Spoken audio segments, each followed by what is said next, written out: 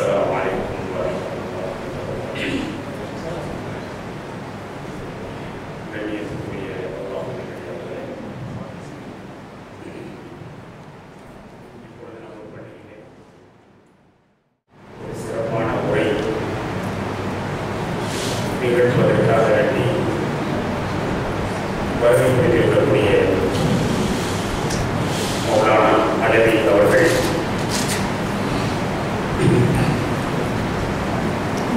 2 வருடங்களுக்கு முன்பதாக இதே நமது பள்ளியிலே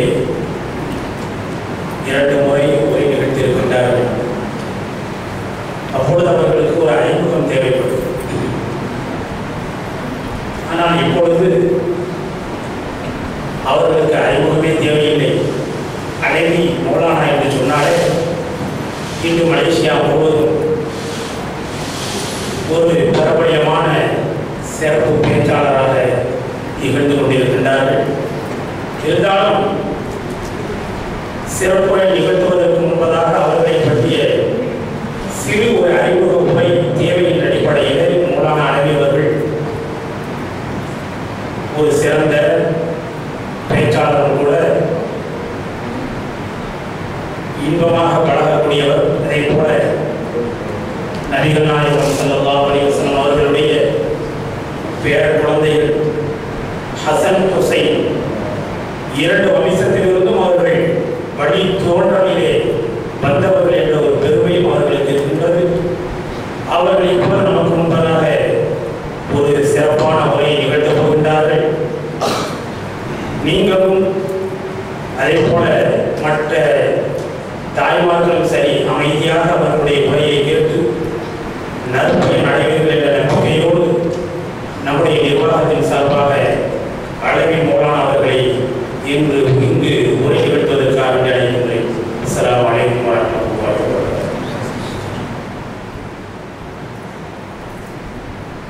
அல்ஹம்துலில்லாஹி ரப்பில் ஆலமீன். வஸ்ஸலாத்து வஸ்ஸலாமு அலா சய்யிதினா முஹம்மதின் அஷ்ரஃபில் முர்ஸலீன் வ அலா ஆலிஹி த்வய்யிபீன தாஹிரீன் வ அஸ்ஹாபிஹி அஸ்ஹியாஇல் அக்ரமீன். اللهم صل على سيدنا محمد عبدك ونبيك ورسولك النبي الأمي وعلى آله وصحبه وسلم تسليما بقدر عظمة ذاتك في كل وقت رحيم. فقد قال الله تعالى في القرآن الكريم: أعوذ بالله من الشيطان الرجيم، بسم الله الرحمن الرحيم. رب اشرح لي صدري ويسر لي أمري واحلل عقدة من لساني يفقهوا قولي. صدق الله مولانا العلي العظيم. وقال النبي صلى الله عليه وسلم: لا يؤمن أحدكم حتى أكون أحب إليه من والده وولده والناس أجمعين. رواه البخاري ومسلم أو كما قال عليه الصلاة والسلام. கண்ணியத்திற்குரிய உலமா பெருமக்களே, ஆஃபிதுமார்களே, பெருமதிப்பிற்குரிய இந்த பள்ளிவாசலின் நிர்வாகிகளே, என் அருமை சகோதரர்களே, பேரன்பு பெருமக்களே, என் அன்பிற்கும் மரியாதைக்கும் உரிய என் அருமை தாய்மார்களே, சகோதரிகளே, சிறுவர்களே, உங்கள் அனைவர்களுக்கும் அஸ்ஸலாமு அலைக்கும் வரஹ்மத்துல்லாஹி வபரகாத்துஹு.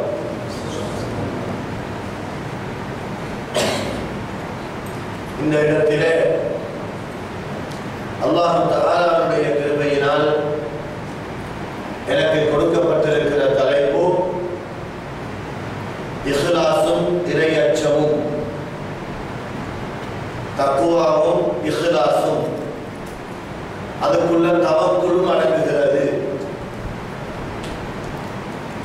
எனவே இந்த அமைப்பில் நாம் உலகத்தில் வாழ்ந்தால்தான் நம்முடைய அமல்கள் ஏற்றுக்கொள்ளப்படும். தக்வா இல்லாமல் இஸ்லாம் இல்லை, ஈமான் இல்லை. இஹ்லாஸ் இல்லாமல் அமல்கள் இல்லை, சாலிஹான மனிதனாக ஆகவும் முடியாது. தவக்குல் என்னும் எல்லா விடயங்களையும் அல்லாஹ்வுக்கு பொறுப்பு சாட்டக்கூடிய அந்த தவக்குல், அதாவது அல்லாஹ்வை கொண்டு மட்டுமே அனைத்தும் நடைபெறுகிறது. அல்லாஹ்வுக்கு தெரியாமல் எந்த ஒரு விடயமும் நடைபெறவும்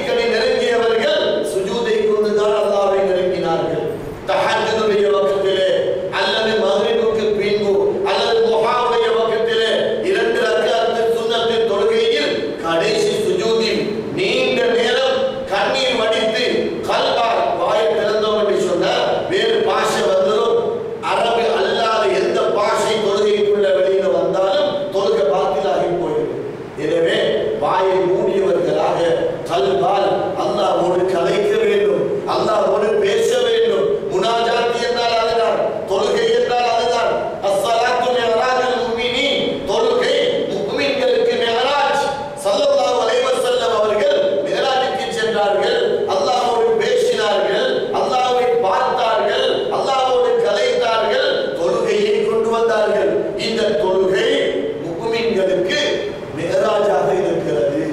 அல்லாஹ்வோடு கலைத்து உறவாடக்கூடிய ஒரு பாதுகாப்பு கேடயமாக இருக்கிறது.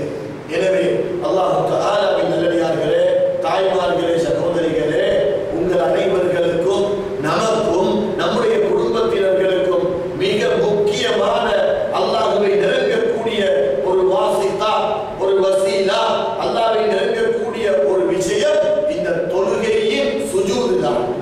சுஜூதிலே அல்லாஹ்விடத்தில் மன்றாடி நமது பிரச்சனைகளை, நமது தேவைகளை, நமது ஹாஜத்துக்களை அல்லாஹ்விடத்தில் மன்றாடி கேட்டால் நிச்சயமாக அல்லாஹ் நிறைவேற்ற காத்துக் கொண்டிருக்கிறார். நமது துஆக்கள் இன்று கபூலாகுவதில்லை. எந்த துஆவை கேட்டாலும் அது கபூலாக்கப்படுவதில்லை போன்று நாம் அப்படியே நம்பிக்கை இழந்தவர்களாக இருக்கிறோம். என்ன காரணம் தெரியுமா? நம்மிடத்தில் தக்வா கிடையாது, நம்மிடத்தில் இஹ்லாஸ் கிடையாது, நம்மிடத்தில் தவக்குல் கிடையாது. இந்த மூன்றும் வந்துவிட்டால் அல்லாஹ்வை தவிர யாருக்கும் எதுவும் செய்ய முடியாது என்ற எண்ணம் நம்முடைய உள்ளத்தில் தோன்றும். அதற்கு பெயர் ஈமான். அந்த ஈமானுக்குள்ளே யகீன் என்னும் உறுதி நமக்கு வர வேண்டும். அல்லாஹ் தஆலாவின் நல்லடியார்களே, என் அருமை சகோதரர்களே, வமன் யதவக்கல் அலல்லாஹி, யார் அல்லாஹ்வை தவக்குல் வைக்கிறார்களோ, அல்லாஹ்வை நம்புகிறார்களோ, ஃபஹுவ ஹஸ்பு, அல்லாஹ்வே அவருக்கு போதுமானவர். சையதுனா இப்ராஹிம் அலைஹிஸ்ஸலாத்து வஸ்ஸலாம் அவர்களை நும்ரூத் என்னும் கொடுங்கோல் ஆட்சி செய்த அந்த அரசன் நெருப்பில் போட்டார். நெருப்பில் போட்டதும் நெருப்புக்கு பக்கத்தில் வந்து விட்டார்கள். இன்னும் 2-3 செகண்ட்களில் நெருப்பினுள்ளே நுழைய போகிறார்கள். அவர்களுக்கு தெரியும் நெருப்பு கொழுந்து விட்டு எரிந்து கொண்டிருக்கிறது. பல வருடக்கணக்கில் எரித்த அந்த நெருப்பு மனிதனை சாம்பலாக்கி விடும் என்று தெரியும். அந்த நேரத்தில் அல்லாஹ் தஆலா சையதுனா ஜிப்ரீல் அலைஹிஸ்ஸலாத்து வஸ்ஸலாம் அவர்களை அனுப்பி இப்ராஹிம் அலைஹிஸ்ஸலாம் அவர்களை நெருப்புல நும்ரூத் போட்டு விட்டார். எனவே அவர்கள் என்னுடைய நபி, அவர்கள் கலீல், என்னுடைய தோழர், என்னுடைய ரசூல், எனவே இப்பவே போய் அவர்களை காப்பாற்றுங்கள் என்று சித்ரத்துல் முன்தஹாவில் இருந்த, சித்ரத்துல் முன்தஹாவுக்கு பக்கத்தில் இருந்த சையதுனா ஜிப்ரீல் அலைஹிஸ்ஸலாத்து வஸ்ஸலாம் அவர்களை அல்லாஹ் உடனே அனுப்பினார். விரைந்து வந்தார்கள். நெருப்புக்கு பக்கத்தில் இருக்கும் இப்ராஹிம் அலைஹிஸ்ஸலாம் அவர்களிடத்தில் ஜிப்ரீல் அலைஹிஸ்ஸலாம் வந்து கேட்கிறார்கள், அல்லாஹ்வுடைய நபியே, உங்களுக்கு என்ன செய்ய? ஜிப்ரீல் அலைஹிஸ்ஸலாம் அவர்களை சுற்றி 70,000க்கும் அதிகமான மலக்குகள் அவர்களை காப்பாற்ற, நெருப்பிலிருந்து காப்பாற்ற, அந்த நேரத்திலும் சையதுனா இப்ராஹிம் அலைஹிஸ்ஸலாத்து வஸ்ஸலாம் அவர்கள் சொன்ன வார்த்தை என்ன தெரியுமா? ஹஸ்புனல்லாஹு வ நிஅமல் வகீல். ஹஸ்புனல்லாஹ், நமது அல்லாஹ் நமக்கு போதுமானவன். ஆனா அவங்களை மட்டும்தானே நெருப்புல போட்டார். நமது என்று ப்ளூரலாக பன்மையாக சொன்னார்களே. ஏன் தெரியுமா? கியாமத் நாள் வரையில் வரக்கூடிய ஒவ்வொருவருக்கும் இந்த ஆயத்து பொருந்தும், இந்த குர்ஆன் ஆயத்து பொருந்தும். ஹஸ்புனல்லாஹ், ஹஸ்பி அல்லாஹ் என்று சொல்லி இருக்க வேண்டும். ஏன்?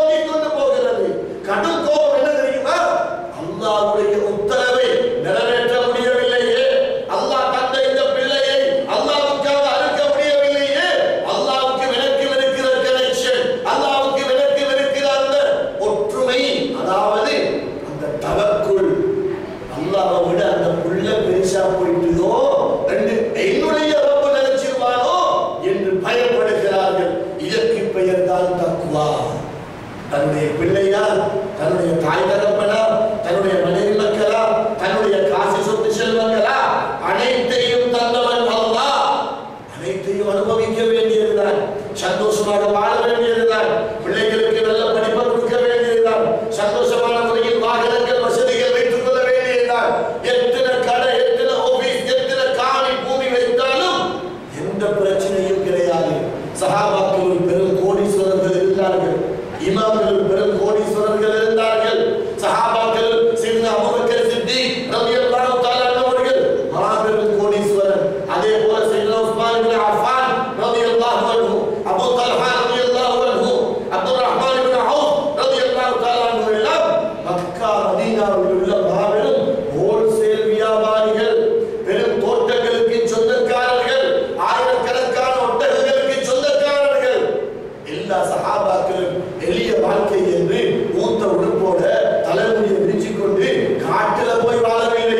சஹாபாக்களிலும் இமாம்களிலும் தாபீன்களிலும் குதுப்மார்களிலும் வலிமார்களிலும் பெரும் பெரும் கோடீஸ்வரர்கள் இருந்தார்கள்.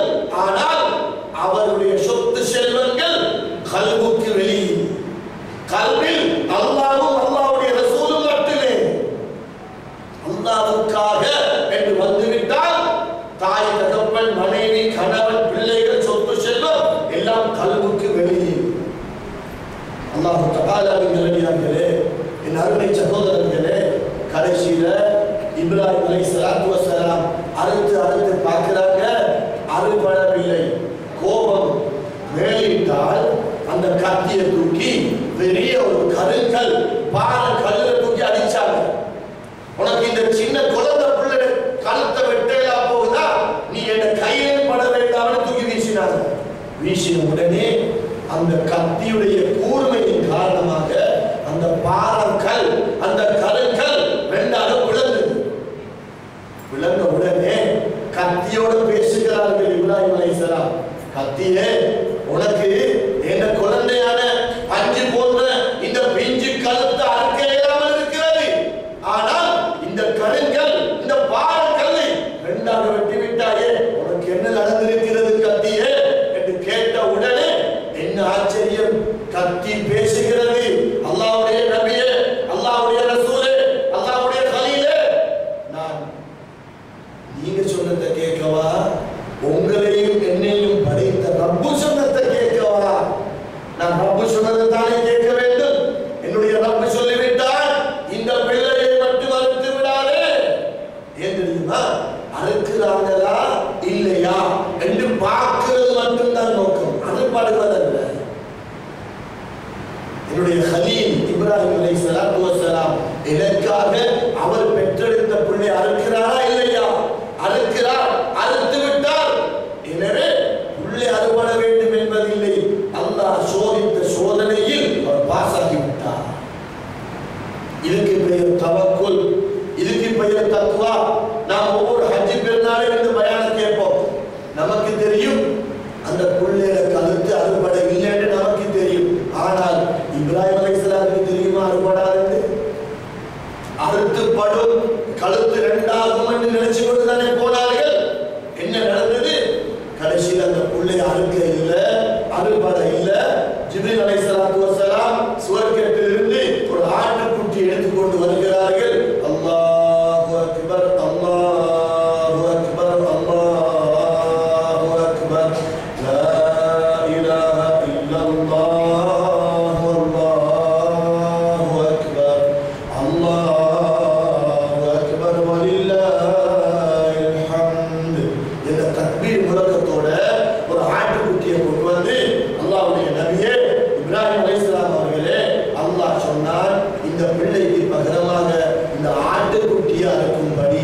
எனவே அந்த பிள்ளையை நீங்கள் அறுக்க வேண்டாம். அல்லாஹ் உங்களுடைய பிள்ளையை விட உங்களுடைய கல்வியில் குடியிருக்கிறார் என்பதை அல்லாஹ் அறிந்து விட்டாராம்.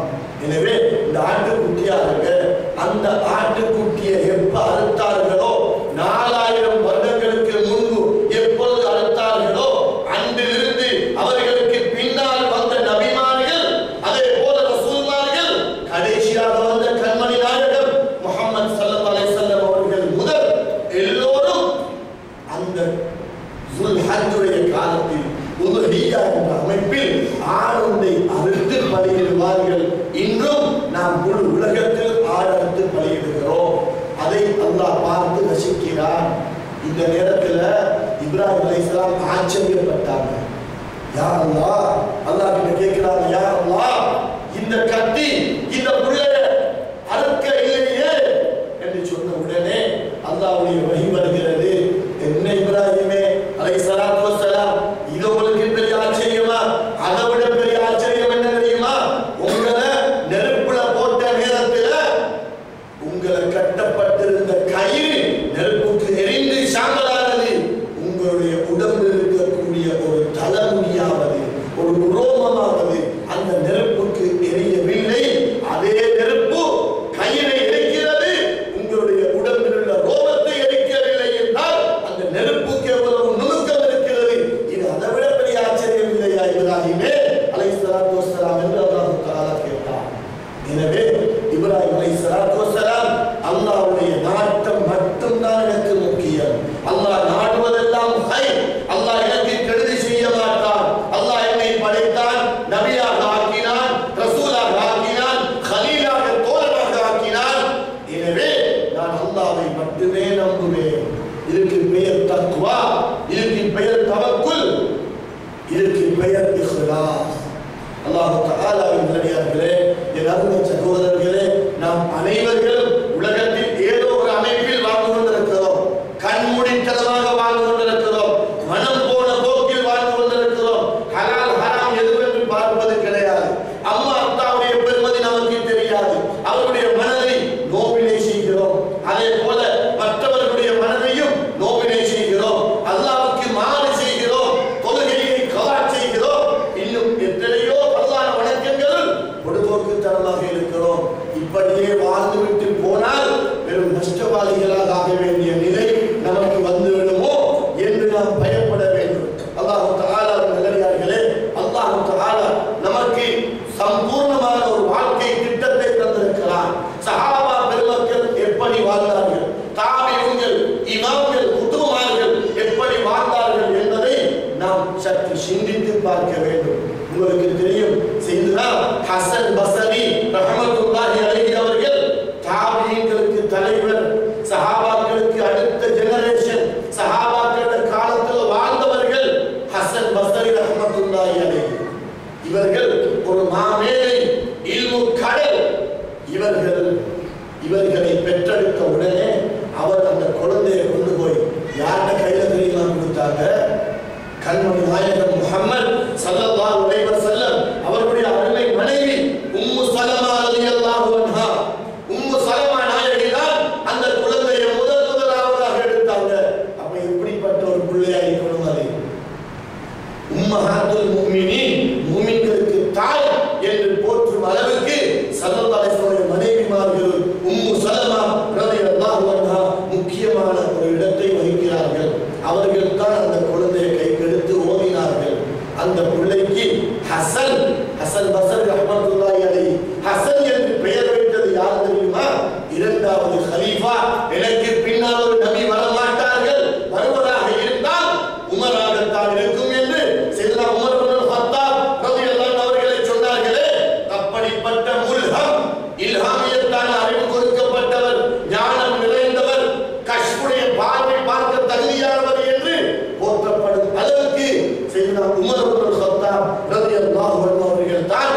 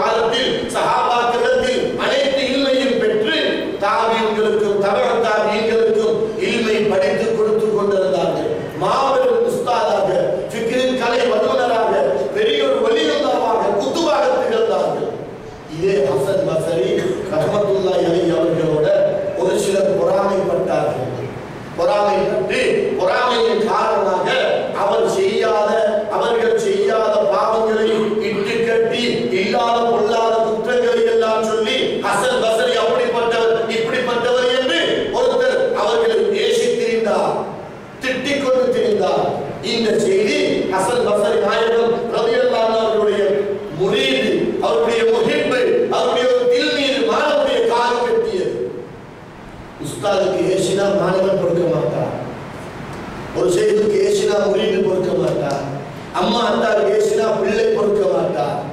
ஏன் தெரியுமா? அம்மா அத்தா சாப்பாடு தந்து தந்து நம்முடைய உடம்பை வளர்ப்பவர்கள். நம்முடைய உடம்பு இந்த நிலைக்கு வருவதற்கு காரணமே நமது அம்மாவும் அத்தாவும் தான். எனவே அவருடைய கண்களால் ஒரு சொட்டு கண்ணீர் கூட வரக்கூடாது என்று ஒவ்வொரு நல்ல மகனும் மகளும் நினைப்பார்கள். முக்மினான, தக்வாவுள்ள, இஹ்லாஸுள்ள, தவக்குலுள்ள ஒரு பிள்ளை என்றால் என்னுடைய அம்மாவோட அத்தாட கண்களால ஒரு சொட்டு கண்ணீர் என்னை கொண்டு வர மாட்டாது. அப்படி வந்தாலும் ஆனந்த கண்ணீராகத்தான் இருக்க வேண்டும் என்று ஒவ்வொரு மகனும் மகளும் நினைப்பார்கள். அப்படிப்பட்டவர்கள் தான் சாலிஹானவர்கள்.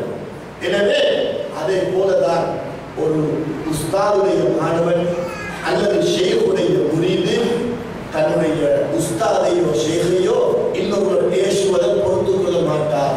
ஏன் தெரியுமா? அம்மா அத்தா அழிந்து போகும் இந்த உடம்பை வளர்ப்பவர்கள். என்னுடைய உஸ்தாத், என்னுடைய ஆலிம், மௌலவி அல்லது முஅல்லிம் அல்லது ஷேக் அல்லது குதுபு என்னுடைய ரூஹை வளர்ப்பவர். என்னுடைய நஃப்ஸை கொலை செய்து, ஆசைகளை கொலை செய்து ரூஹை வளர்ப்பவர், ரூஹை உறுதிப்படுத்துபவர், ஷைத்தானை இரத்தத்திலிருந்து வெளியாக்குபவர். எனவே அல்லாஹ்விடத்தில் கொண்டு போய் என்னை சேர்ப்பவர் என்பதனால் அம்மா அத்தாவுக்கு பேசும் பொழுது எவ்வாறு கோபம் வருமோ அதே போல அல்லது அதை விட இவருக்கு கோபம் வரும் என்று நான் சொல்லவில்லை. அறிவு கடலாம் இமாம் கஸாலி ரஹ்மத்துல்லாஹி அலைஹி சொல்கிறார். அல்லாஹ் தஆலாவின் நல்லடியார்களே, இப்ப என்ன நடக்குது தெரியுமா?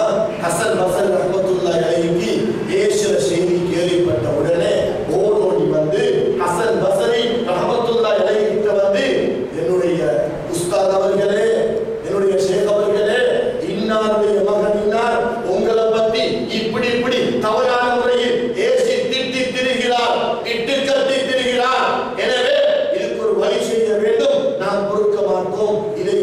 இதுக்கு என்ன சரி ஆக்ஷன் எடுக்க வேண்டும் அல்லது நடவடிக்கை எடுக்க வேண்டும் என்று சொன்ன உடனே சொன்னார்கள், கொஞ்சம் உட்காருங்க என்று சொல்லி ஹசன் பஸரி ரஹ்மத்துல்லாஹி அலைஹி உள்ளே சென்றார்கள்.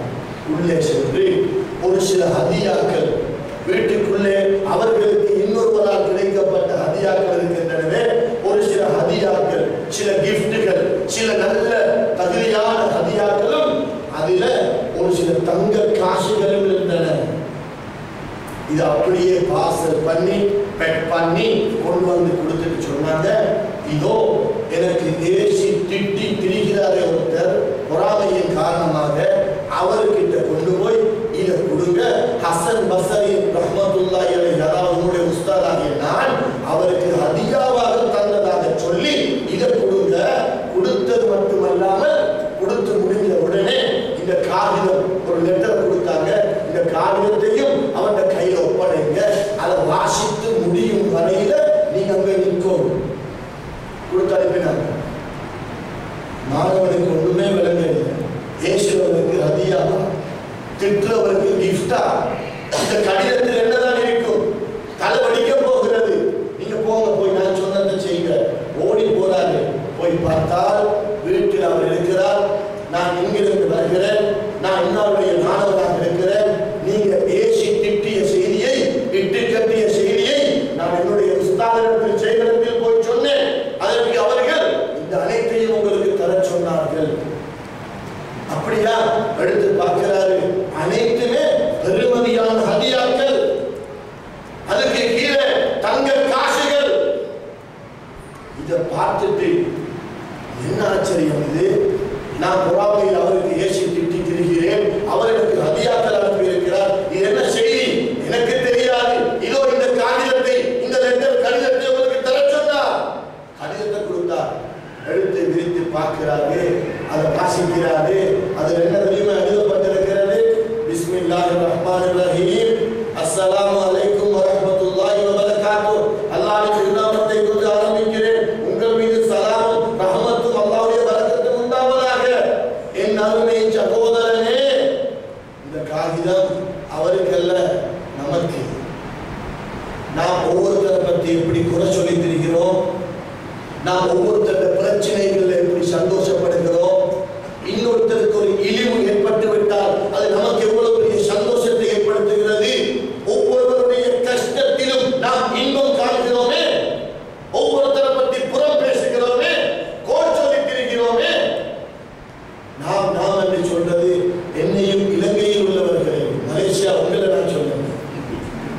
எனவே இப்படிப்பட்ட நமக்குத்தான் இந்த காகிதம் என்பதை நாம் மறந்துவிடக் கூடாது. என் அருமை சகோதரனே, நீங்க என்னை பற்றி ஏசி திட்டி திரிவதை நான் கேள்விப்பட்டேன். எனவே நீங்கள் தியாகத்தினால எனக்கு தரக்கூடிய அந்த கிஃப்டோட அந்த ஹதியாவோட ஒப்பிட்டு பார்த்தால் நான் இப்போ உங்களுக்கு தந்திருப்பது ரொம்ப கொஞ்சம். எனவே என்னை மன்னித்து விடுங்கள். நான் இப்போ உங்களுக்கு அனுப்பியது நீங்க பாவனை செய்த முடிந்த பின்பு அழிஞ்சு போயிடும். ஆனால் தியாகத்தினாலில் நான் அமல்கள் இல்லாமல் கஷ்டப்படும் பொழுது உங்களுடைய மலையளவு நன்மைகளை எனக்கு தரப்போகிறீர்களே, அதை நினைச்சா எனக்கு சந்தோஷமா இருக்குது. எனவே நீங்க என்ன மன்னிச்சு கொள்ளுங்க. உங்களோட நன்மை நிச்சயமாக எனக்கு வரத்தான் போகுது. எனவே நான் இப்ப தந்திருக்கிற ஹதியா ரொம்ப கொஞ்சமாக இருப்பதனால என்ன மன்னிச்சு கொள்ளுங்க என்று சொல்லி ஹிக்மத்தான முறையில இதை ஞாபகப்படுத்தின உடனே எல்லா ஹதியாக்களை தூக்கி வீட்டில் வச்சுட்டு இந்த மாணவனோட ஓடி வந்து ஹசன் பஸ்ரி ரஹ்மத்துல்லாஹி அலைஹி அவர்கள்கிட்ட அதுக்குரிய விளக்கத்தை கேட்டார்கள். அதுக்கு விளக்கம் சொன்னார்கள். விளக்கம் இப்ப நாம சொன்னதுதான். கியாமத்தினால நீங்க கஷ்டப்பட்டு தொழுத தஹஜ்ஜுத், கஷ்டப்பட்டு தொழுத தராவி, கஷ்டப்பட்டு ஓதிய ஓதல்கள், திக்ருகள், ஹஜ், உம்ரா, ஸகாத், சதகா, நற்குணம் அனைத்தும் யாரை பத்தி புறம் பேசுறோமோ, யாருக்கு ஏசி திரிகிறோமோ அனைவர்களுக்கும் நம்மட நன்மை போய்விடும். அல்லாஹ் கொடுத்துருவான். இதை சொன்ன உடனே உடனடியாக மன்னிப்பு கேட்டு அவங்களோட கைகளை முத்தமிட்டு இன்றிலிருந்து நானும் உங்களுடைய ஒரு மாணவனாக ஆக விரும்புகிறேன், எனக்கு இடம் இருக்கிறதா என்று கேட்டு அவர்களுடைய அந்த மதரசாவிலே அந்த பள்ளியிலே இவர்களை சேர்த்து ஆரம்பத்திலிருந்து இல்மை கற்றுக் கொடுத்து ஏசி திட்டி திரிந்த அந்த மனிதன் மாபெரும் ஒரு வலியுல்லாவாக இஸ்லாமிலே திகழ்ந்த சம்பவத்தை நாம் பல கிதாபுகளில் பார்க்கிறோம். ஸல்லல்லாஹு அலைஹி வஸல்லம் அவர்களுடைய நற்குணத்தை பற்றி எல்லாருக்குமே தெரியும். அவர்களுடைய நற்குணங்கள் மிகவும் அவர்களுக்கு விருப்பமான நற்குணம் என்ன தெரியுமா? விரோதிகளை நண்பனாக ஆக்குவது, விரோதிகளோடு சண்டை பிடிப்பதல்ல, விரோதிகளோடு வைராக்கியம் வைப்பதல்ல, விரோதிகளை ஏசி திரிவதல்ல. விரோதி தெரிந்தோ தெரியாமலோ அவர் கெட்ட குணத்தில் இருக்கிறார். எனவே எனது நற்குணத்தை காட்டி இவனை நண்பனாக ஆக்குவோம், அவனை திருத்துவோம், எல்லோரும் நல்லவர்களாகவே மௌத்தாக்குவோம் என்பதுதான் ஸல்லல்லாஹு அலைஹி வஸல்லம் அவர்களுடைய ஆவல், அவர்களுடைய குணம். எனவே ஹசன் பஸ்ரி ரஹ்மத்துல்லாஹி அலைஹி அவர்கள் இந்த மாணவர்களுக்கு இன்னும் சில செய்திகளை சொல்லி, எனக்கு சிலதை நீ பார்த்துட்டு வந்தாயா, என்ன ரெண்டு அடியை போடையெல்லாம் போகுதா, உனக்கு அவனுக்கு அவனை கொள்ளையெல்லாம் போகுதா என்று ஏற்றி விட்டா என்ன நடந்திருக்கும்? அவருக்கு ஹிதாயத்து கிடைச்சிருக்குமா? நற்குணம் கிடைத்திருக்குமா? கடைசி வலியுள்ளவராக ஆகியிருப்பாரா? எனவே யாரு எவர் எப்படி நடந்தாலும் நம் நற்குணத்தின் மூலம், தக்வாவின் மூலம் மற்றவர்களை நாம் வென்று கொள்ள வேண்டும். யார் எதிர்த்தாலும் நாம் நல்லவர்களாக வாழ நமக்கு தக்வா தேவை. ஹசன் பஸ்ரி ரஹ்மத்துல்லாஹி அலைஹி அவர்களிடத்திலே தக்வா இருந்தது. எனவே கோபம் வரவில்லை. யாருக்கிட்ட தக்வா இல்லையோ அவர் கடும் கோபம் உள்ளவராக இருப்பார். யாருக்கிட்ட தக்வா இல்லையோ அவர் முனாஃபிக்காக இருப்பார். யாருக்கிட்ட தக்வா இல்லையோ அவர் அல்லாஹ்வுக்கு பயப்பட மாட்டார். யாருக்கிட்ட தக்வா இல்லையோ அவர் 5 வக்த் தொழுகையை வேண்டுதலாக தொழ மாட்டார். அல்லாஹ் தஆலாவின் நல்லடியார்களே, உங்களுக்கு தெரியும் சையதுனா அல் இமாம் ஜாஃபர் சாதிக் ரலியல்லாஹு அன்ஹு, ஜாஃபர் சாதிக் ரலியல்லாஹு அன்ஹு ஸல்லல்லாஹு அலைஹி வஸல்லம் அவர்களுடைய 5வது பேர பிள்ளை ஃபாத்திமா ரலியல்லாஹு அன்ஹாவுடைய மகனுடைய மகனுடைய மகனுடைய மகன். அவர்கள் மதீனா முனவ்வராவில் ஜன்னத்துல் பகீலே நல்லடக்கம் செய்யப்பட்டிருக்கிறார்கள். மதீனா முனவ்வராவில் பெரும் ஒரு யூனிவர்சிட்டி, பெரிய ஒரு அல்-ஜாமியத்துல் இஸ்லாமியத்துல் ஆலமியா என்னும் பெரிய ஒரு இஸ்லாமிய யூனிவர்சிட்டி ஒன்று வைத்திருந்தார்கள். 5000 பேர்கள் அதில் இல்மை படித்தார்கள். அதில் 3000க்கும் அதிகமானவர்கள் தகுதியான உலமாக்களாக இருந்தார்கள். அதில் கற்றுக் கொடுத்ததெல்லாம் வெளிரங்கமான இல்மல்ல, மாரிஃபா என்னும் ஞானம், ஹகீகத் என்னும் குர்ஆனுடைய ரகசியத்தை தான் ஜாஃபர் சாதிக் ரலியல்லாஹு அன்ஹு கற்றுக் கொடுத்தார்கள். அது மட்டுமல்ல, மாபெரும் கோடீஸ்வரராகவும் இருந்தார்கள். சொத்து செல்வம் அதிகமாக அவர்களுக்கு இருந்தது. ஒரு தடவை அவர்களுடைய குடும்பத்திலேயே இன்னொரு குடும்பம் அவர்கள் பெரும் கோடிக்கணக்கான சொத்து செல்வங்களுக்கு சொந்தக்காரர் என்பதனால் பொறாமைப்பட்டவர்களாக அவர்களை திட்டிக் கொண்டும் பேசிக் கொண்டும் ஜாபர் சாதிக் நாயகம் ரலியல்லாஹு அன்ஹு அவர்களை பற்றியும் இப்படி தவறான முறையில் இல்லாத பொருளாத செய்தியெல்லாம் சொல்லி அவர்களை வம்புக்கு இழுத்துக் கொண்டிருந்தார்கள்.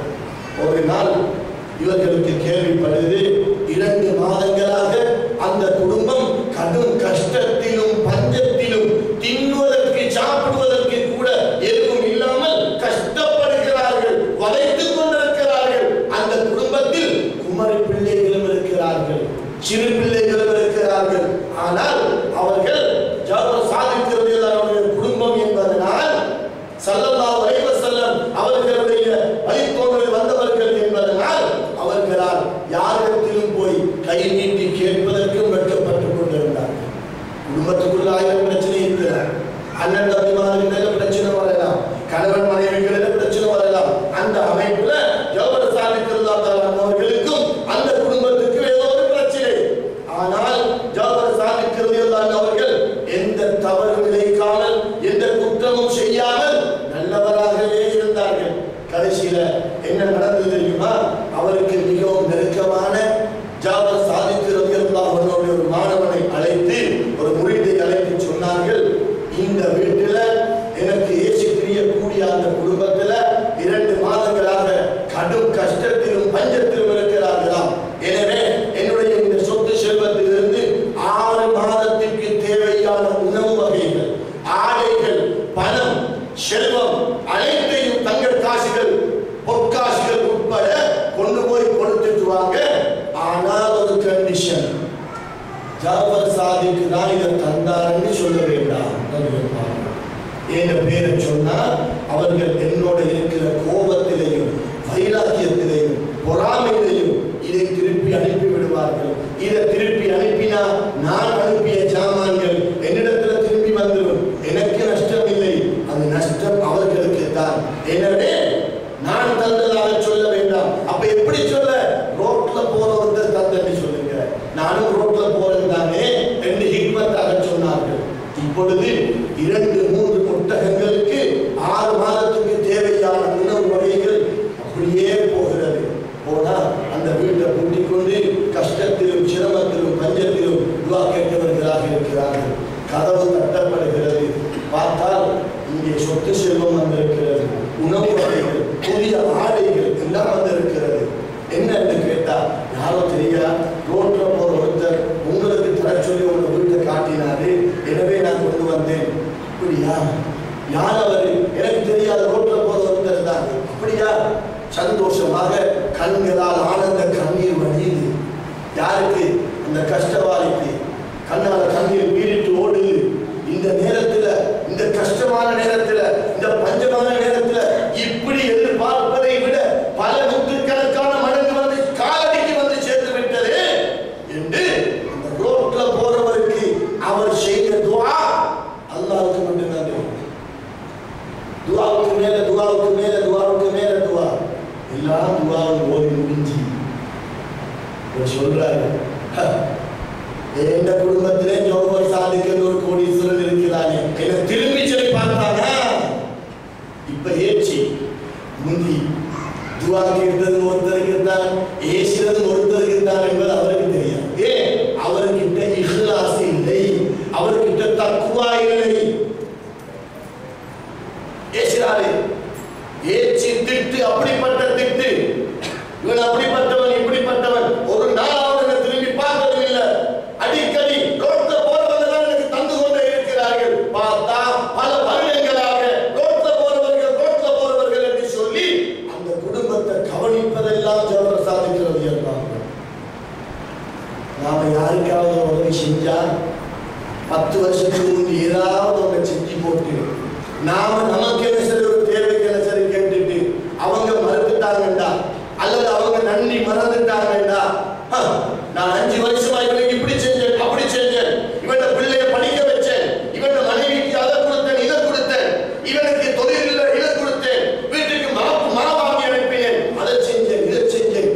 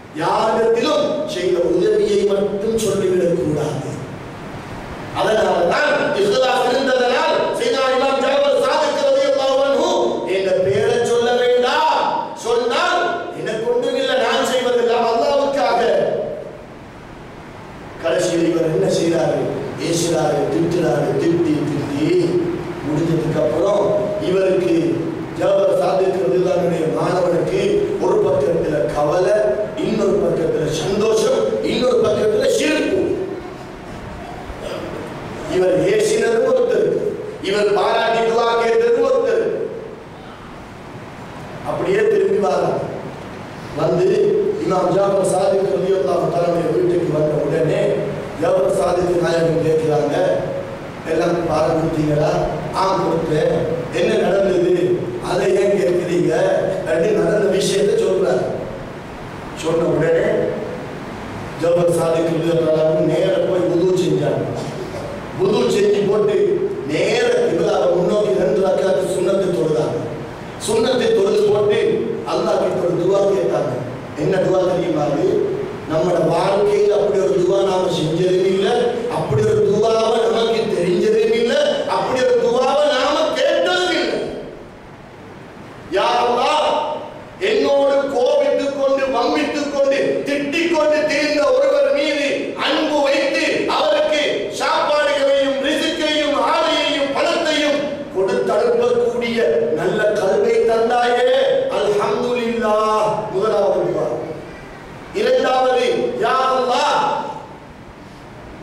அவருக்கு இவ்வளவு உதவியை செய்து முடிந்ததன் பின்பும் என்ன திட்டினாரே. ஜாஃபர் சாதிக் என்ற ஒருத்தர் எங்க குடும்பத்தில் இருக்கிறார். எப்பவாவது என்ன திரும்பி பார்த்தாலும் திட்டினாரே. அப்படி திட்டி ஏசியும் இன்னும் அவர்கள் மீது என்ற கல்வில ஒரு வெறுப்பை நீ தரவில்லையே, உனக்கே அல்ஹம்துலில்லாஹ் என்று ஸலாத்து ஷுக்ர் என்ற ஷுக்ர் தொழுதார்கள். நாம எங்க ஜாஃபர் சாதிக் ரலியல்லாஹு அன்ஹு இருக்கிறாங்க கல்வின் படித்தரத்தில். இஹ்லாஸ், அல்லாஹ் மட்டும் அறிஞ்சால் போதும், அல்லாஹ் மட்டும் தெரிஞ்சால் போதும். அல்லாஹ்வை தவிர வேறு யாருக்கும் எதுவும் செய்ய முடியாது. உங்களுக்கு தெரியும், நீங்க எல்லாரும் கேள்விப்பட்டிருப்பீங்க, சஹீஹுல் புகாரி குர்ஆனுக்கு அடுத்த அந்தஸ்தில் இருக்குது. சஹீஹுல் புகாரி, புகாரி ஷரீஃப்.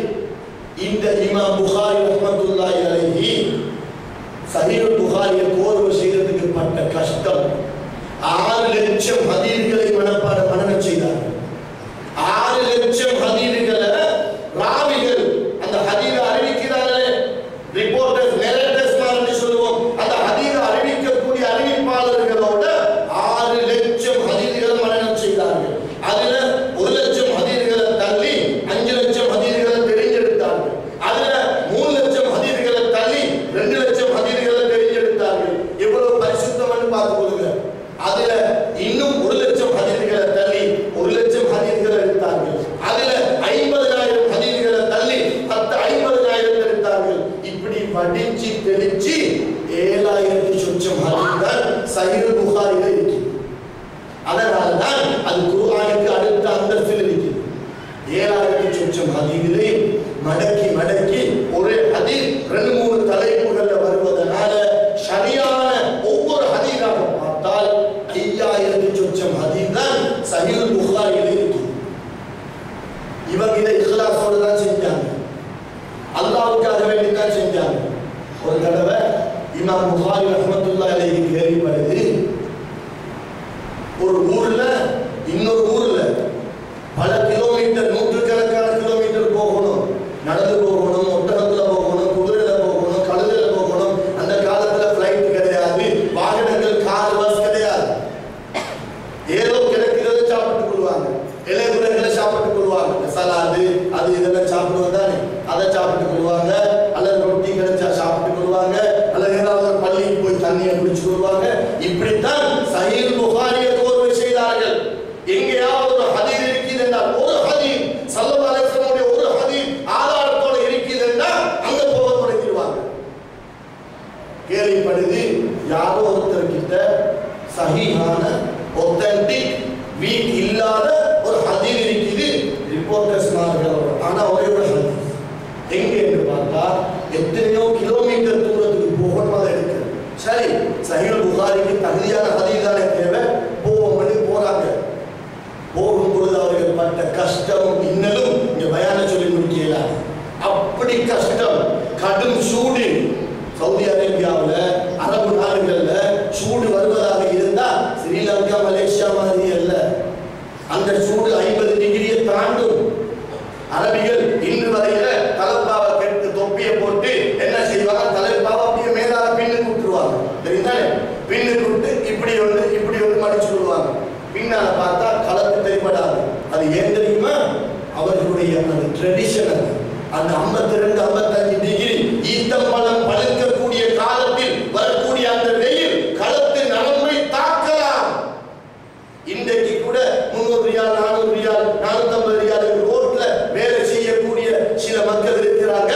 அவங்கள பாருங்க, தலப்பா மாதிரி ஒன்றை கட்டி களத்திலிருந்து முதுகு வரையில அப்படியே மறைச்சிருப்பாங்க. ஏன் தெரியுமா? 52 54 56 டிகிரி வெயில். ஒவ்வொரு நாளும் வேலை செய்தால் களத்து நரம்பு தாக்கப்பட்டு மூத்தாகி விடுவார். அப்படிப்பட்ட வெயில் காலத்திலேயும் ஹதீஸ்களை தேடி இமாம் புகாரி ரஹ்மத்துல்லாஹி அலைஹி போறாங்க. போய் எவ்வளவு சிரமப்பட்டு 2 மாதங்களுக்கு பிறகு அந்த வீட்டை போய் அடைஞ்சி அடையாளத்தை பார்த்தா இப்ப சந்தோஷம், ஹதீஸ் கிடைக்க போகுது, சஹீஹ் புகாரி ஒரு ஹதீஸ் கிடைக்க போகுதுன்னு சந்தோஷம், மகிழ்ச்சி. அப்படியே அந்த கேட்டுக்குள்ள நுழையும் பொழுது அந்த மனிதன் வாழைப்பழத்தினுடைய தோல் இருக்குது, வாழைப்பழத்தினுடைய தோல், இந்த தோலை காட்டி ஒரு ஆட்டுக்குட்டியை கூப்பிடுறார். அந்த ஆடு வாழைப்பழத்தோலை பார்த்துட்டு ஓடி வருது. வந்த உடனே வாழைப்பழத்தோலை தூக்கி வீசிட்டு ஆட்டுக்குட்டியை பிடிச்சி ஆட்டிலிருந்து பால் கறக்கிறார். இன்னும் அவர் புகாரி இமாம காணல. புகாரி இமாம் யோசிக்கிறாங்க, யா அல்லாஹ், ஐயறிவுள்ள யாருக்கும் எந்த அநியாயமும் செய்யாத இந்த ஆட்டுக்குட்டியை ஏமாத்துறவர் சில நேரம் எனக்கிட்ட ஒரு பொய்யான ஹதீஸை சொல்லிவிட்டால் என்னுடைய சஹீஹ் புகாரியுடைய நிலை என்ன? ஏண்ட கஷ்டம் என்னோடு இருக்கட்டும் யா அல்லாஹ், இந்த ஹதீஸ் எனக்கு வேண்டாம். அப்படியே திரும்பி வந்தாங்க. போனது ஒரு கஷ்டம், வந்தது ஒரு கஷ்டம். நாம ஹராம் ஹலால் பார்க்கிறோமா? நம்முடைய சாப்பாட்டுல ஹராம் ஹலால் பார்க்கிறோமா? நம்முடைய வியாபாரத்துல ஹராம் ஹலால் பார்க்கிறோமா? இஹ்லாஸ் இருக்கிறதா? தக்வா இருக்கிறதா? தவக்குல் இருக்கிறதா? ஒன்றுமே இல்லை. சரி, வந்ததுக்காக எடுத்து போட்டுக்கொள்ளுமே, ஆட்டுக்குட்டி வாழைப்பழத்தை தானே கொடுக்கல, என்னட்ட போய் சொல்லலையே. ஆனால் ஒன்றை வழங்கிக்கொள்ளணும், அந்த புகாரி ஷரீஃபுடைய தரம் எந்த அளவு தரம் வாய்ந்ததை யோசிக்கணும் ஒவ்வொருத்தரும். அவர் கெட்டவர் அல்ல, அவர் வளமையா அவருடைய அம்மா அத்தா பழக்கின ஒரு பழக்கமா இருக்கிறார். ஆட்டுக்குட்டியை பால் கறக்கிறதுக்காக வாழைப்பழத்தோலை காட்டுறது. நம்ம பிள்ளைகளுக்கு தொப்பியை காட்டிட்டு அப்படியே அந்த தொப்பியை தூக்கி அவரை வச்சுட்டு பிள்ளைய எடுத்துக்கொண்டு அவசரமா ரெடியாகி கல்யாணத்துக்கு கூட்டிட்டு போவோமே, அவ பிள்ளையோட அன்பில்லைன்னு அர்த்தமா? நான் சாக்லேட் தருவேன்னு சொல்லுவோம், நம்ம வேலையை செஞ்சு கொள்றதுக்காக. அவ பிள்ளைகளை ஏமாற்றக்கூடிய கெட்ட அத்தாவா? இல்லை, ஒரு சந்தர்ப்பம். அந்த சந்தர்ப்பத்தை கூட சஹீஹுல் புகாரியில் வரக்கூடிய ஹதீஸ், ஆட்டுக்குட்டியை ஏமாற்றினவருடைய ஹதீஸ், இதுக்கு தகுதி இல்லை, இது அவர்களுடைய இஹ்லாஸ். இதே இமாம் புகாரி ரஹ்மத்துல்லாஹி அலைஹி பெரும் செல்வம் ஒன்று வந்துட்டாங்க. திடீரென்று பெரிய ஒரு பரக்கத் வந்துட்டு வந்தா அவர்களுக்கு என்ன செய்யறது தெரியும். அப்படிக்கு நல்ல வாசி, நல்ல பரக்கத்து. என்ன செய்யறாங்க? அவங்களோட குடும்பத்துல கொஞ்சம் பேரை கவனிக்கிறதுக்காக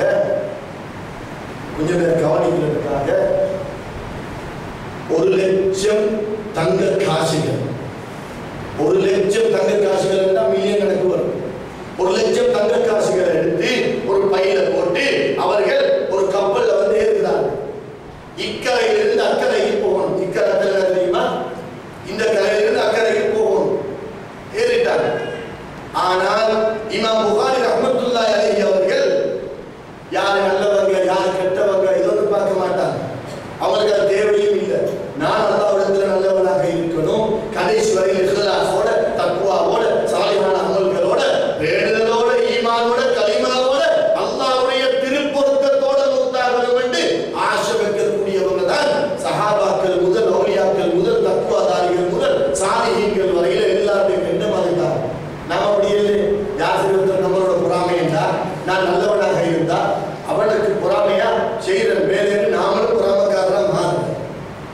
இன்னொருத்தர் நம்மளை பத்தி கோல் சொன்னா நாம கோல் சொல்லியும் இல்லை, பழக்கியும் இல்லை, தாய் தகப்பன் நமக்கு பழக்கவும் இல்லை, கோல் சொல்லவும் தெரியாது.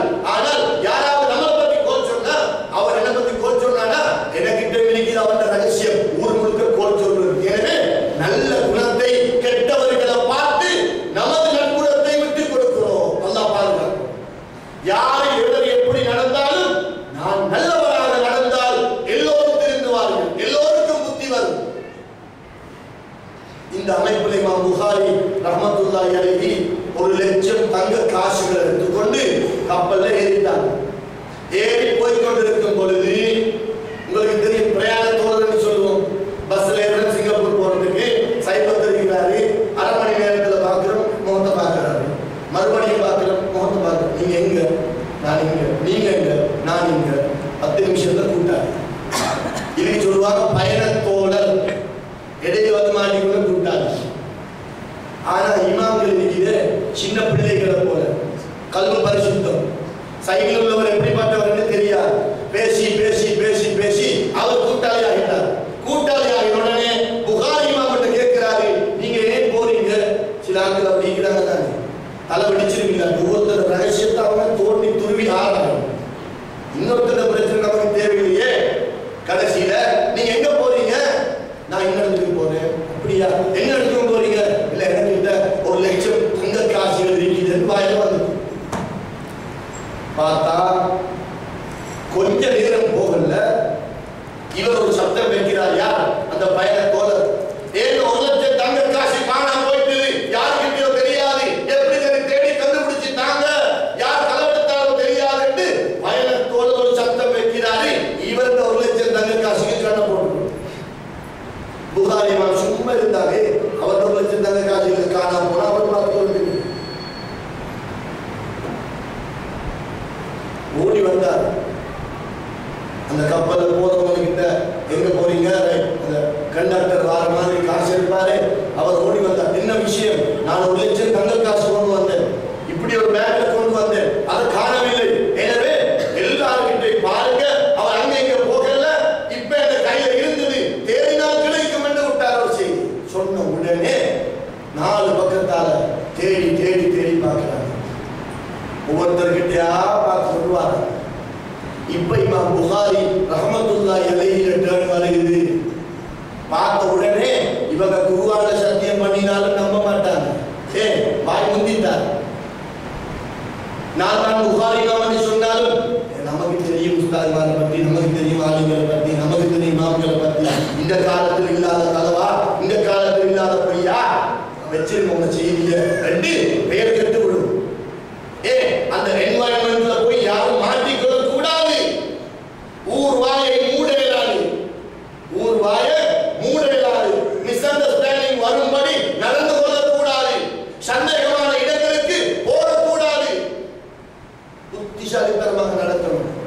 புகாரி இமாமுக்கு அல்லாஹ் புகாரி இமாமை கைவிடுவானா? இப்படிப்பட்ட இமாம் புகாரி ரஹ்மத்துல்லாஹி அலைஹி அவர்களுக்கு அல்லாஹ் இந்த நேரத்தில் உதவி செய்யாம இருப்பானா?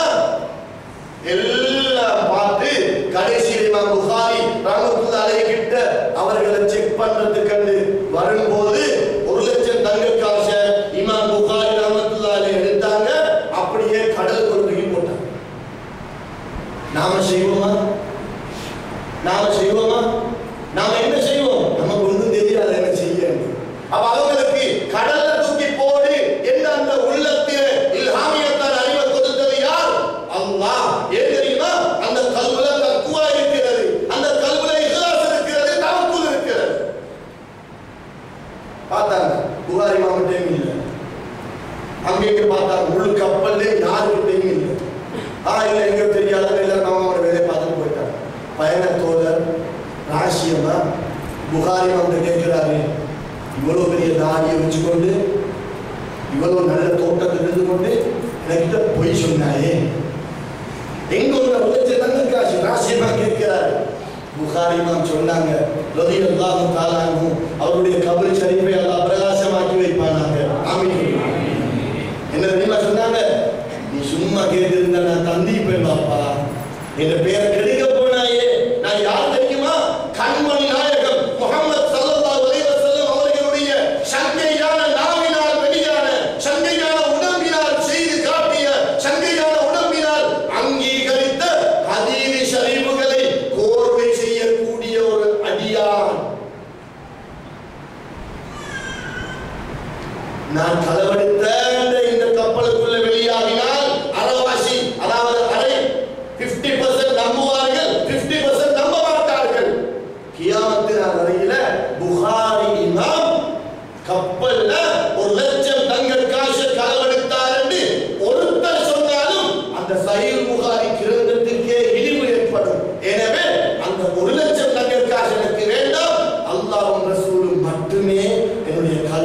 இருக்கிறார்கள். கடல்ல போட்டத்தை உன்ன கஷ்டத்தை சொன்னா உனக்கிட்ட தாழ ஒரு செய்தி அவப்பா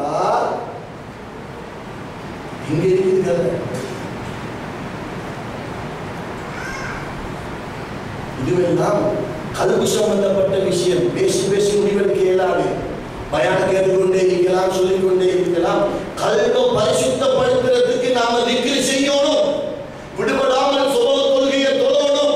பிள்ளைகளை சுபவுக்கு எழுப்பணும். கணவன் மனைவி எல்லாரும் சுபவுக்கு எழுப்பி சுப தொழுது அல்லாஹ்வை துதித்து அல்லாஹ் கிட்ட துஆ கேட்டு யா அல்லாஹ் நமக்கு நேர்வழியை காட்டி நமக்கு பிரச்சனைகளை தந்துடாத, சிக்கலை தந்துடாத, கல்வை பரிசுத்தப்படுத்தி ஈமான தந்துரு என்று பல துஆக்கள் அல்லாஹ் கிட்ட கேட்டுக்கொண்டே வந்தால் நிச்சயமாக அல்லாஹ் நம்மளை கைவிட மாட்டான்.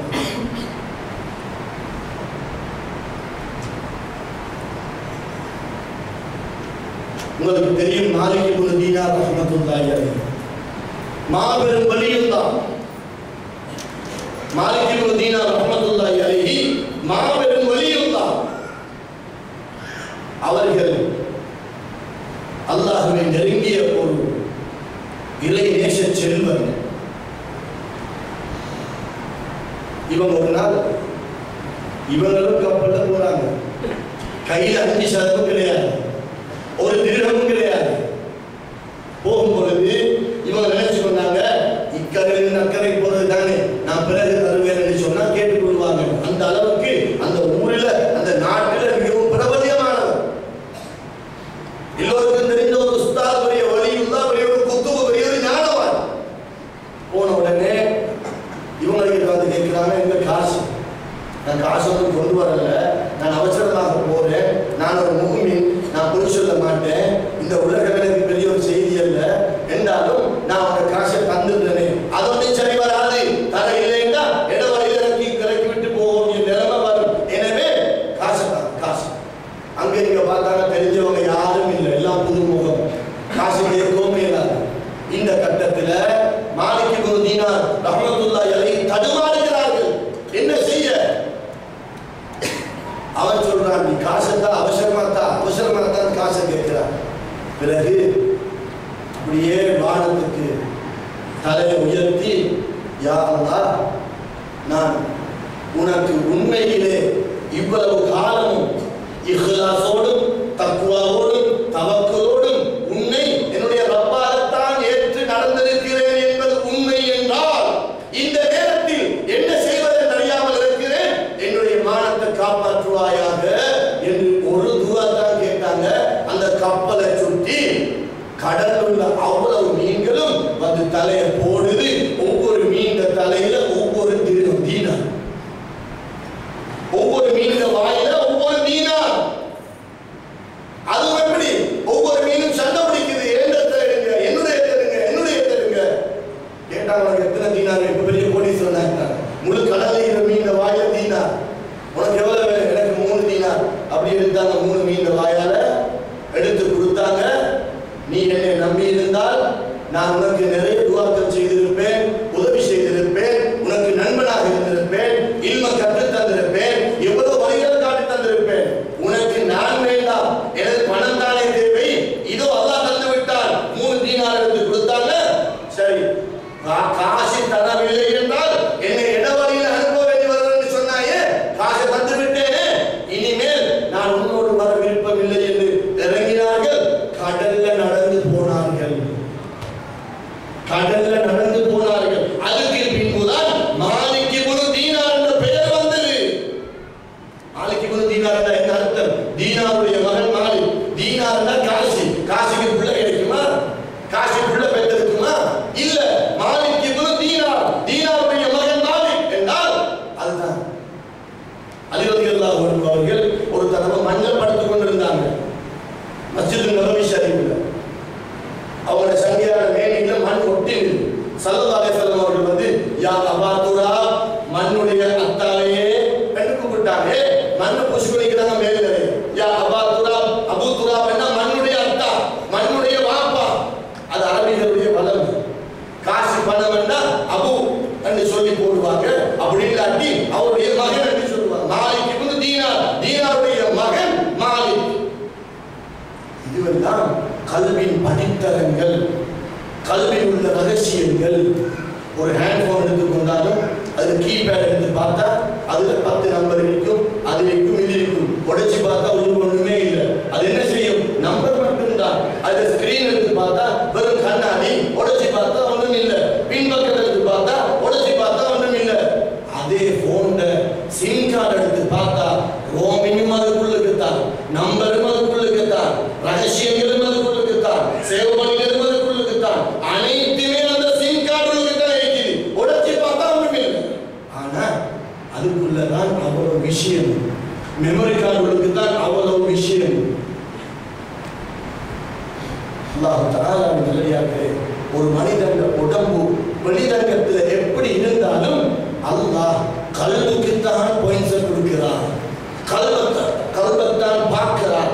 கல்வில தான் தக்வா இருக்கிறது, கல்வில தான் இஹ்லாஸ் இருக்கிறது. எனவே கல்வை பரிசுத்தப்படுத்துவது ஒவ்வொரு முஸ்லிமுக்கும் வாஜிப். கல்வை பரிசுத்தப்படுத்துவது எப்படி?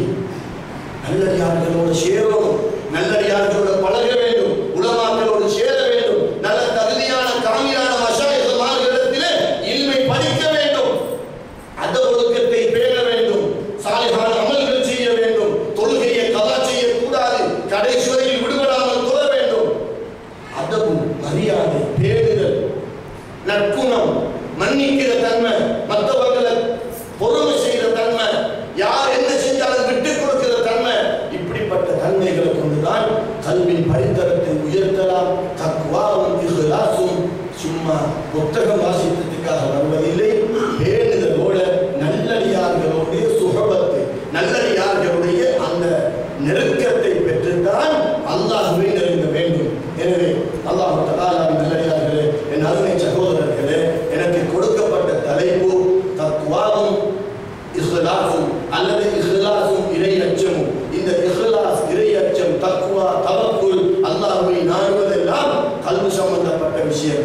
எனவே நமது கல்வி பரிசுத்தப்படுத்தப்படுவதற்கு அதிகமாக திக்ர் செய்ய வேண்டும், அதிகமாக ஸலவாத் ஓத வேண்டும். காலையிலும் மாலையிலும் சுபஹுக்கு பின்னால 100 தடவை லா இலாஹா இல்லல்லாஹ், 100 தடவை அஸ்தக்ஃபிருல்லாஹ் அல்-அஸீம், 100 தடவை ஏதாவது ஒரு ஸலவாத். அதே போல மக்ரிபுக்கு பின்னால் அல்லது அஸருக்கு பின்னால் 100 தடவை லா இலாஹா இல்லல்லாஹ், 100 தடவை அஸ்தக்ஃபிருல்லாஹ் அல்-அஸீம், 100 தடவை ஏதாவது ஒரு ஸலவாத். விடுபடாமல் நாம் ஓதி வந்தால் நமது நாவு பரிசுத்தமாக்கப்படும், உடம்பு பரிசுத்தமாக்கப்படும், நஃப்ஸ் பரிசுத்தமாக்கப்படும், ரூஹ் பரிசுத்தமாக்கப்படும். நமக்கு அல்லாஹ் நம்மை நெருங்கி வருவான். நாம் நினைத்ததை சாதிக்கும் அளவுக்கு அல்லாஹ் பல குதிரத்துகளை நம் மூலமாக வெளியாக்குவான். எனவே யா அல்லாஹ், நமது பாவங்கள் அனைத்தையும் மன்னித்து தருவாயாக. நமது தாய் தந்தையினர்கள், மனைவி மக்கள், உஸ்தாதுமார்கள், ஆசிரியர்மார்கள் அனைவருடைய பாவங்களையும் மன்னித்து விடுவாயாக. யா அல்லாஹ், நம் அனைவர்களையும் காப்பாற்றுவாயாக. தக்வாவை தருவாயாக, அதொழுக்கத்தை தருவாயாக, பேணுதலை தருவாயாக, இஹ்லாஸை தருவாயாக. எந்த நேரமும் உன்னையே நம்பி, உன்னையே வணங்கி, உன்னிடமே உதவி தேடக்கூடிய பாக்கியத்தை தருவாயாக. யா அல்லாஹ், இங்கே வந்திருப்பவர்கள் என்னென்ன ஹாஜத்துகளோடு வந்திருக்கிறார்களோ, என்னென்ன துஆக்களோடு வந்திருக்கிறார்களோ, என்னென்ன பிரச்சனைகள், சிக்கல்கள்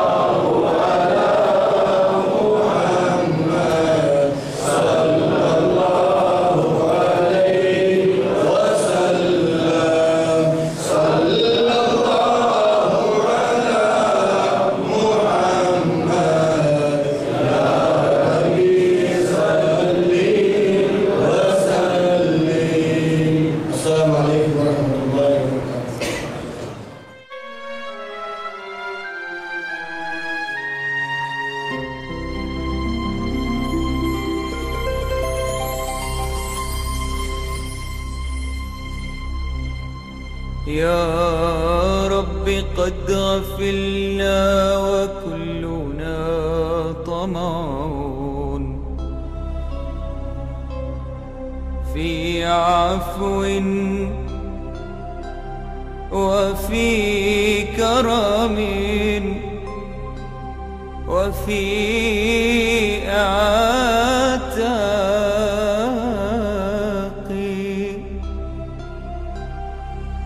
وجنة مع سيد البشر ندعو